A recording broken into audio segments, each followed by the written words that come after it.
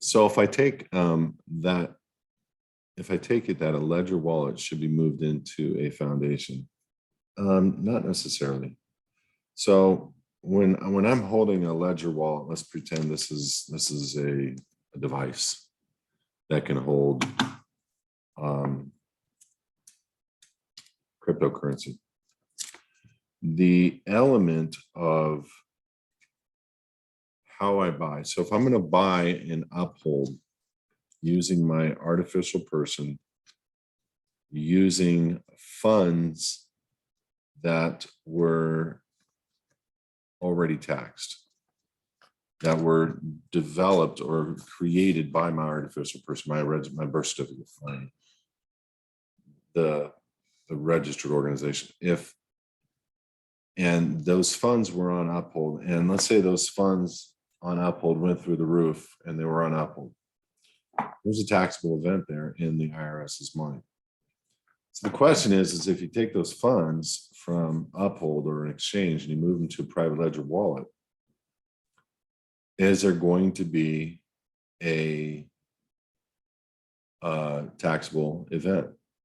The answer is, well, your last set of taxes that you file on behalf of the registered organization should classify this event as a donation to XYZ Foundation of funds that were purchased, using whatever.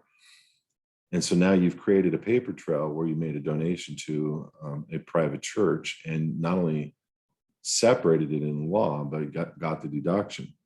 Now it's on a private ledger that you've in your heart dedicated, and you can literally dedicate it on a property list that we give you with the foundation, but the property list really never goes public. It's only in the event of you were trying to protect your assets down the road and you wanted to show a perfected property list.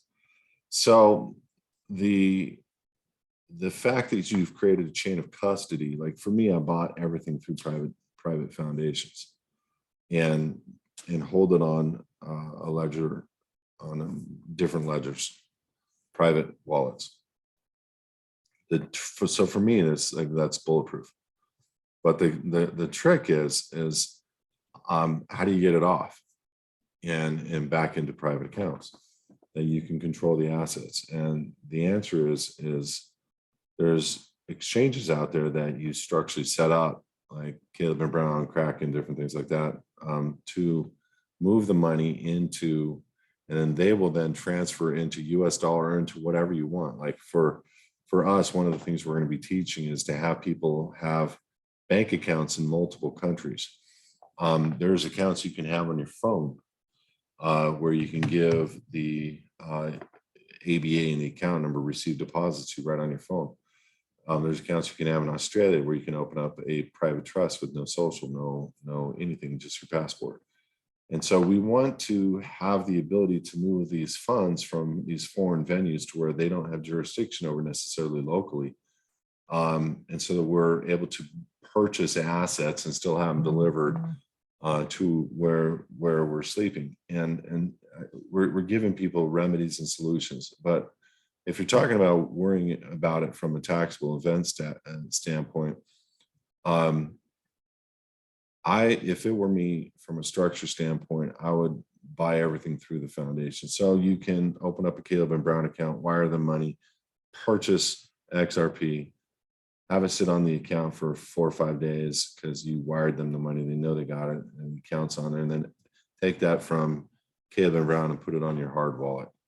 Now your hard wallet doesn't necessarily need to be in any particular name, in my opinion, if it's been done that way, just because the hard wallet is a bank and it's not something that I know that can be robbed. Don't get me wrong. I think the federal government's always got a loophole on a back end, but they are not going to take the rules that they've created for themselves and obstruct these rules, meaning they have all of these structures set up for themselves, and it's just the ones that figure it out and how to do it for them.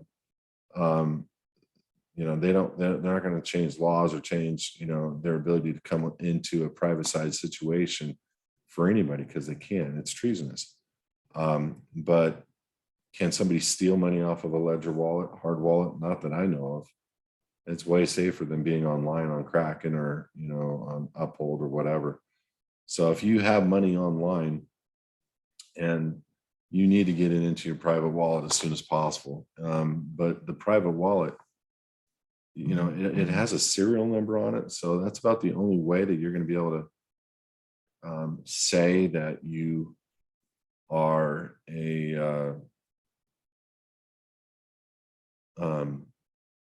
like being able to put that serial number like on a property list or something. But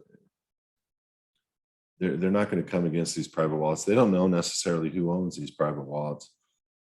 Yeah, I'm sure that the registrations are tied to the Amazon accounts and all that stuff, but you can take money to a private wallet and move it to another private wallet, move it to another private wallet, and it's a ghost wallet. You know what I'm saying? You can buy a private wallet with cash and then move it to X, and X, and they don't know who owns that ghost wallet. There's ways of accomplishing things, but even if HISadvocates purchased a wallet on Amazon and funds were on that wallet, there is no jurisdiction over that wallet whatsoever. And they would have to make a determination. They would not be able to know if there was funds on that wallet.